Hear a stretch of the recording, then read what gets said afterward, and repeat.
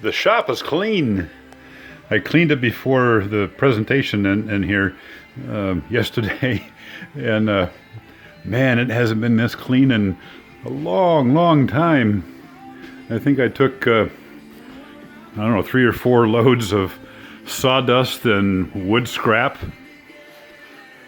out of here yesterday. I haven't vacuumed up on top of the roof there, so. But anyway, it might be a while. I got some stuff to put away in my bench in my parts room, but I'll walk over here. The floor is clean. The radio's too loud.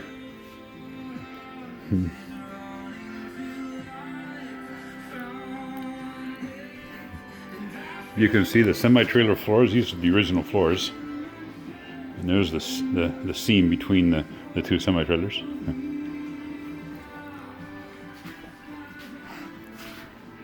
And this wall here is where the big swinging doors were from the 2 semi-trailers in the back.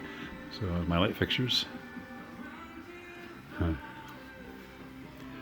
But anyway, it's time to shut the video off and make some noise, make some dirt. So I just thought I'd take a video while the shop's still clean.